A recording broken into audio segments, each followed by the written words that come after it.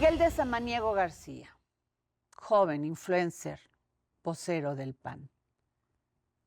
¿Por qué el PAN? Miguel, tú eres un joven. Pues mira, primero que nada quiero agradecerles la invitación. Estar aquí para mí significa mucho porque creo que este es uno de los bastiones de la libertad que aún le quedan a nuestro país. Cuando me preguntan por qué el PAN, yo creo que hoy el PAN es ese partido que defiende precisamente o intrínsecamente ese valor, la libertad. Eso que absolutamente todas y todos los seres humanos podríamos o deberíamos estar viviendo. En este país en donde tenemos un gobierno autoritario que busca acumular poder por el poder y que no vemos en 7 años que den una sola solución real o que cumplan una sola de las promesas pues que hicieron en campaña. ¿Por qué el PAN? Porque cuando gobierna el PAN, la gente vive mejor. Ojo, no estoy diciendo que sea un partido perfecto. Hay que entender y hay que tener la capacidad de autocriticar cuando se ha fallado en el pasado.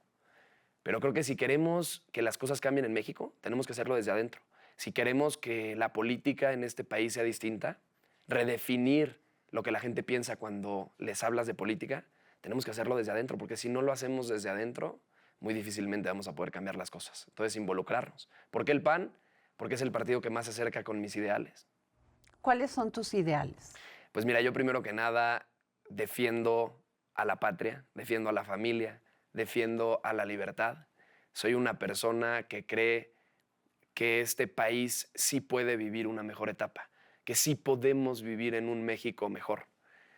Yo me identifico mucho con todos los luchadores que se atreven a levantar la voz, que le exigen a este gobierno autoritario que rinda cuentas, que le exigen a este gobierno que dé resultados, que les exigimos seguridad cuando en este país nos están matando. Entonces, creo que estos valores, los valores de las y los mexicanos, los valores de la familia, los valores de defender a la patria, cueste lo que cueste y pase lo que pase, los valores de defender todo tipo de libertad nos deberían de definir a todas y a todos. ¿Eres libre? Yo siento que tengo posibilidad de ser libre, pero en un sistema en el que estamos viviendo hoy en día, pues creo que cada vez se reducen nuestras posibilidades de, en efecto, ser libres. O sea, vemos un gobierno que busca destruir todo lo que les incomoda. Busca atacar, señalar y hasta criminalizar a todas y todos los que pensamos distinto. Yo simplemente por el hecho de levantar la voz y exigirle al gobierno seguridad, paz, que nos cuiden, que no nos maten, porque hoy las y los jóvenes somos uno de los sectores más vulnerados, ¿qué recibo? Ser señalado en una mañanera por la presidenta de la República, con toda la fuerza del Estado mexicano, simplemente un grupo de jóvenes que decidimos levantar la voz y exigirle al gobierno que haga una simple cosa, su trabajo. Entonces, creo que cada vez se pierde más la libertad en este país. Cuando hablas de este acoso del Estado hacia un joven como tú, con sueños, con ideales, ¿cómo te sientes en este México? Pues puramente decepcionado. Mira, decepcionado de un gobierno que se convirtió en todo lo que juró destruir, que llegó al poder en el 2018 prometiendo cosas que a muchísimas y muchísimos mexicanos nos entusiasmaban a lo mejor. Yo nunca creí en Andrés Manuel López Obrador, yo nunca voté por él en lo más mínimo, mucho menos por Claudia Sheinbaum. Sin ¿Querías embargo, un cambio? a ver, yo estoy claro de que este país tampoco es que fuera por el mejor de los rumbos. En este país había muchas cosas malas, pero es que solo cuando llega algo peor de lo que ya nos gobernaba nos podemos dar cuenta que en efecto podemos estar peor. Entonces, sí creo que llegaron engañando a la gente. Sí creo que llegaron aprovechándose de un enojo generalizado de las y los mexicanos, que exigíamos un cambio, que exigíamos cosas distintas. Digo exigíamos porque hablo en general de las y los mexicanos, ¿no? O sea, yo, cuando llegó Andrés Manuel López Obrador al poder, tenía prácticamente 16 años. Entonces, profundamente decepcionado de un gobierno que juró iba a ser distinto a lo que a lo mejor a nosotros nos platicaban que era este país en los 70s, en los 80s, con ese PRI hegemónico que al final pues dieron paso a la alternancia. Como un joven de 16 años tiene claro su esquema político? Pues mira, yo creo que tener claro o tener claridad sobre los valores que te definen, sobre las formas de gobernar, sobre la intencionalidad que tiene cada partido y fundamentándote en los hechos, tomar decisiones, eh, pues creo que eso hace que puedas empezar a definirte. Por supuesto que a los 16 años no tienes una claridad completa del panorama, pues te falta muchísimo. Es la edad precisamente en la que yo empecé en esto.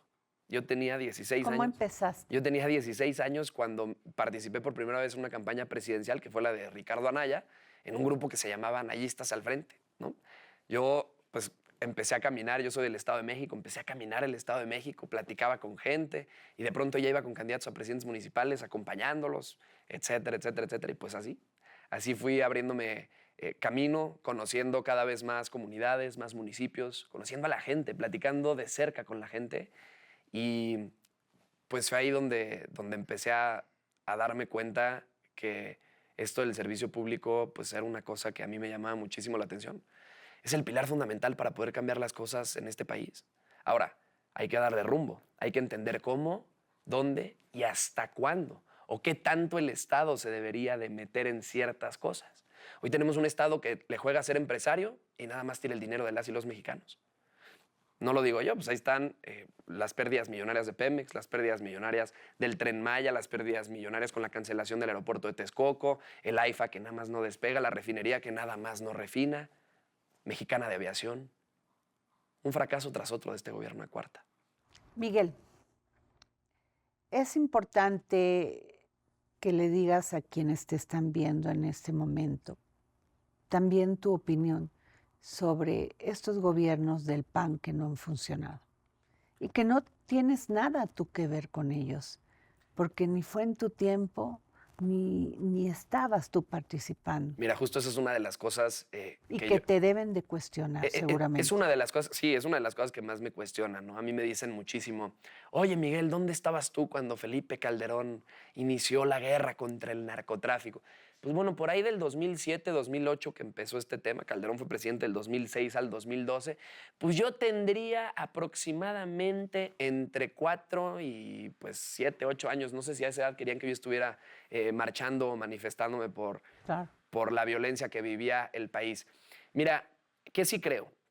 Lo que yo creo es que para mejorar un instituto político, para que los partidos políticos sean cada vez mejores, lo que necesitamos son dos cosas, juventud y caras nuevas. Porque cuando nosotros con juventud y caras nuevas llegamos con ideales claros y valores muy bien planteados desde casa, cuando nosotros logramos esto y lo empezamos a introducir a un partido político, es que las cosas empiezan a cambiar. Si nosotros simplemente nos dedicamos a criticar lo que estuvo mal, pero no hacemos nada al respecto, nos quedamos siendo parte del problema. Por eso yo digo algo y lo digo prácticamente todo el tiempo. Para que este país mejore, para que este país logre un cambio para bien, no necesitamos un Mesías. Una persona no va a venir a cambiar los problemas de este país. Necesitamos una generación entera que se involucre. Ciudadanía cada vez más politizada. Y ojo, no estoy diciendo que los ciudadanos tengan que ser todos políticos, ¿no? Pero es que sí hay que estar informados de lo que pasa en la vida pública del país para poder incidir, para poder exigirle a nuestros políticos que hagan las cosas como deben hacerlas. En medida que haya una ciudadanía cada vez más participativa y más informada, vamos a tener políticos cada vez más responsables y más preparados. Yo creo que esa es la fórmula para que las cosas en el país mejoren. Ahora, si no va acompañado de caras nuevas y de una generación nueva, muy difícilmente. Ahora, ¿tú consideras que el PAN en estos momentos está en esa condición de abrir esos espacios a los jóvenes, de permitirles participar? Yo considero que el PAN en efecto está entendiendo que o se abre para con los jóvenes, o se abre para con la ciudadanía, o desaparece como instituto político. Yo creo que el presidente nacional hoy lo tiene muy claro y por eso se genera este relanzamiento y se eleva el relanzamiento a nivel estatutario. Hoy y en el 2027 se verá, las elecciones internas del partido las va a decidir la gente. Las y los mexicanos van a poder decidir quién va a poder ser su candidato o su candidata para los diferentes cargos de elección popular. Hoy cualquiera puede ser candidato de Acción Nacional a través de una app. Es así de simple. Participar en política en estos momentos es complejo, es complicado. Estamos seriamente decepcionados los ciudadanos. Los vemos involucrados a los políticos en mucha corrupción y no queriendo pagar el costo de lo que es ya el involucramiento directo de ellos. Yo creo que hay que decir una cosa muy simple de aquí en adelante. Que los mismos de siempre ya se vayan a descansar. Creo que a este país le urge que las nuevas generaciones empiecen a tomar las riendas. Porque cuántas veces no hemos escuchado a los políticos decir que los jóvenes no somos el futuro, sino también el presente de México.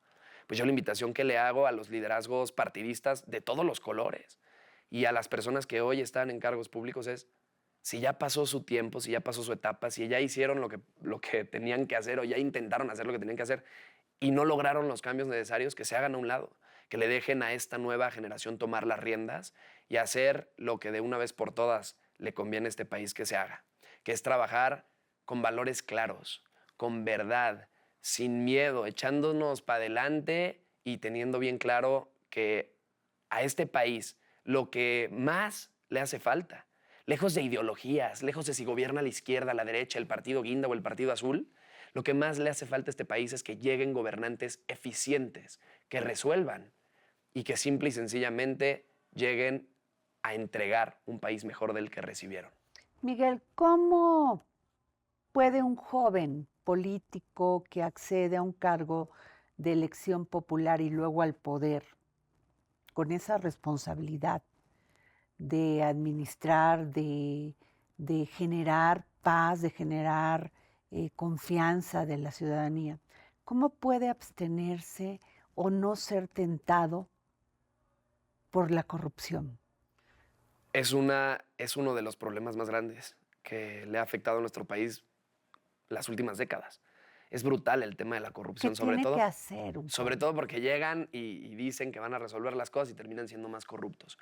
Insisto, lo que yo creo que tiene que pasar en este país para que absolutamente todos los rubros mejoren es que tiene que haber más participación, tiene que haber más corresponsabilidad entre la gente que gobierna y la gente que es gobernada de alguna forma. Pero cuando hay indiferencia de una o de las dos de plano. Tenemos que impulsar precisamente a que no exista esa indiferencia. Tenemos que cada día más politizar a la gente para precisamente saber qué es lo que está pasando. Mira, cuando tú tienes una sociedad vigilante, exigente, que se atreve a señalar y a levantar la voz cuando los políticos no hacen las cosas bien, difícilmente vas a tener políticos corruptos o ineficientes. Hay una frase por ahí que es muy interesante de analizar y te dice que cada sociedad tiene al gobierno que lo representa de alguna forma. Entonces, yo creo que en medida en que podamos ponerle más foco a lo que estén haciendo las y los políticos, vamos a tener cada vez gente más preparada. Ahora, esto en el fondo, pero a ver, hay que encontrar otras formas. A ver, las y los jóvenes que nos queramos dedicar a la política, primero nos tenemos que preparar, tenemos que estudiar. No se vale llegar a un cargo público sin preparación. No se vale llegar a un cargo público. Es corrupción también. Claro, estar en un cargo en el que no tienes la capacidad para desenvolverte y para desempeñarlo de manera efectiva o correcta, también es corrupción de alguna forma. Entonces yo lo que digo es, si eres joven y quieres participar en política, primero hay que estudiar. Hay que avanzar en los estudios, pero también hay que caminar las calles. Hay que conocer a la gente, hay que conocer los problemas y las necesidades de las personas. Pero si no estudias y no entiendes cómo funcionan esos problemas o cómo se resuelven, pues entonces no te candidates para solucionarlos. ¿Qué es lo que vemos que pasa hoy en día? Llegaron entendiendo cuáles eran todos los problemas de la gente y en los hechos no vemos que resuelvan absolutamente ninguno de ellos. Llegaron a vender que solucionarían las cosas, pero no tienen la preparación para resolverlo. Y no lo digo yo, lo dicen los 7 años de mal gobierno que llevamos. Miguel, en el 2000, la gente toma la decisión y dice, adiós el PRI, son muchos años, 70 años de haber gobernado. Después gobiernan 2 sexenios, el PAN, y vuelve otra vez la gente a retomar al PRI. Y ahora Morena, ya en 2 sexenios. Mira, primero aquí lo interesante a recalcar es justo eso. Se genera una alternancia. En las últimas 2 décadas hemos visto a todos los colores gobernar. Eso es algo que los que hoy están como que ya no quieren. Los que hoy están gobernando quieren con esa misma escalera con la que llegaron al poder, levantarla, quitarla y decir, cambio de reglas. Ya no va a ser así la cosa. Esa es la primera alerta roja que nos pone pues a todos en esta necesidad de levantar la voz y de exigir cosas. Ahora, el PAN sí, gobernó 12 años, con deficiencias, con aciertos y con errores. Hay que decirlo como es. ¿Estás consciente? Completamente. No vas a Ahora, defender eso. no. Sí estoy consciente también que en esos 12 años hubo muchísimos avances. Avances en materia económica, en materia de empleo, en materia de salud, hasta en materia de seguridad. Cuando hablan de reducción de la pobreza, por ejemplo, que en este último sexenio han presumido cómo han salido 13 millones de mexicanas y mexicanos de la pobreza, yo lo aplaudo, lo festejo. De verdad es muy bueno que salga la gente de la pobreza, pero que tampoco nos vengan a vender que fue un hecho histórico. Porque en el periodo del 96, los últimos años de Zedillo y los primeros 6 años de Acción Nacional con Vicente Fox, hubo una reducción de más del doble de las personas que estaban en pobreza. Entonces, claro que hubo muchos avances cuando Acción Nacional gobernó. Se critica mucho el tema de la guerra contra el narco. Hubo deficiencias, por supuesto. Una estrategia que se intentó y que no funcionó. Habrá que ver por qué no funcionó. ¿Será que todas las esferas de poder estaban coludidas? ¿Será que la cadena de mando era muy larga y cuando se daba la orden desde arriba y se llegaba a ejecutar esa orden, la persona o el delincuente ya se había escapado? Habría que ver qué es lo que no funcionó. Pero lo que sí estoy muy cierto es que al crimen organizado no se le ve pasar. Al crimen organizado se le combate. Y eso hay que tenerlo bien claro. Si nosotros le cedemos terreno a los grupos delincuenciales, pasa lo que hoy está pasando en el país. Tienes narcogobernadores, como el actual gobernador de Sinaloa, como el actual gobernador de Tamaulipas, como el actual gobernador de Michoacán. Hoy, en gran parte de nuestro país, de nuestra nación, gobierna el crimen organizado. Y eso, en parte, se da por una política de seguridad que prefiere abrazar a los delincuentes y perseguir a los jóvenes. Abrazar a los delincuentes y perseguir a las personas que se manifiestan porque las cosas no van bien en el país. Esa es la estrategia de seguridad que maneja este gobierno. ¿Cuáles han sido los resultados al respecto? Los sexenios más violentos en la historia del país. Andrés Manuel López Obrador dejó la presidencia con más de 200,000 homicidios dolosos. El sexenio más violento y por mucho en la historia de México. ¿Estás dispuesto a pagar el costo? Pues tenemos que ser Personal más. Tenemos que ser más los que estemos y dispuestos. político. Completamente. Tenemos que ser más los que estemos dispuestos, porque si nosotros no estamos dispuestos, entonces ¿quién lo va a hacer? Si nuestra generación no está dispuesta a pagar el costo, entonces ¿quién lo va a hacer? ¿Qué país le vamos a dejar a nuestros hijos cuando tengamos? ¿Qué les dices a los jóvenes emprendedores, a los empresarios? Que no se echen para atrás, que sigan con su emprendimiento, que levanten la voz, que exijan, que participen, que le exijan a sus gobernantes y a sus representantes que hagan las cosas como debe de ser y no que cuiden nada más los intereses de unos cuantos o de los que hoy nos gobiernan. Que no se dejen engañar. Pero eso es pagar un costo alto. Altísimo, altísimo. Altísimo. Hay que voltear a ver a los limoneros de Michoacán, a los aguacateros. Hay que voltear a ver a todas las personas como Carlos Manso o todos los funcionarios como Carlos Manso que hacían las cosas bien, que le ponían cara al crimen organizado y que el gobierno federal terminó abandonando y dándoles la espalda. El costo es muy alto, pero yo estoy seguro que si cada vez somos más los que nos atrevemos a levantar la voz, que si cada vez somos más los que nos atrevemos precisamente a tener esos costos, pues no nos van a poder matar a todos. Sin embargo, Miguel, en estos momentos, tener partidos de oposición que cobijen a jóvenes con ideales, con propuestas como tú, se ve difícil. Pero más les vale. Hoy por lo menos en Acción Nacional vemos esta apertura. Vamos a ver en el 27 de qué tamaño es la apertura. ¿Les crees? Yo la verdad es que después de tanta reflexión, tanta plática interna, creo que se han logrado muchas cosas, muchos cambios interesantes que van a desembocar en que en efecto se dé una apertura real del partido. Hablar de creer o no creer, yo creo que con los hechos al momento vamos bien. Hay que esperar al 2027. Miguel de Samaniego García, libertad de expresión. Algo necesario en este país y en cualquier parte del mundo. Algo que cada día se ve más golpeado en México. Libre empresa. Necesaria. El Estado tiene que participar nada más en lo esencial. Cuando el Estado juega a ser empresario, vemos lo que pasa. ¿Cuántos miles de millones de pesos no pierde Pemex? ¿Cuántos miles de millones no pierde el Tren Maya, que ¿Por nada qué más lo la genera. gente no entiende que cada vez que se pierde dinero, no pierden los políticos, pierden los mexicanos? A lo mejor las porque mexicanas? no se dan cuenta de cómo se está perdiendo ese dinero. ¿Por qué? ¿Por falta de educación o desidia, ignorancia? Yo creo que porque el gobierno mismo envuelve todas las pérdidas en decir, estamos ayudándole a la gente, estamos dando dádivas, no se preocupen, todo va a estar bien. El odio, el rencor, ¿con So- eso se puede gobernar? Son cosas que se tienen que evitar. Las y los mexicanos necesitamos unidad. El odio el odio y el rencor solamente ¿Y el dividen. resentimiento? Ve cómo Tú- tienen a México, ¿Tú eres fifí? en lo más mínimo. Somos mexicanas y mexicanos todos, sin distinción. Absolutamente todos los que nacimos en esta tierra somos mexicanas y mexicanos. Todos tenemos los mismos derechos en este país. Hay que defenderlos. ¿La mujer? Debe ser una prioridad en la agenda. ¿Por qué lo digo? Porque la violencia contra las mujeres no puede ser tolerada hoy en día. Es brutal. Vivimos en un país en el que se cometen más de 10 feminicidios todos los días. La violencia en México está disparada. Muchas gracias, Miguel de Samaniego. Muchas gracias a ustedes.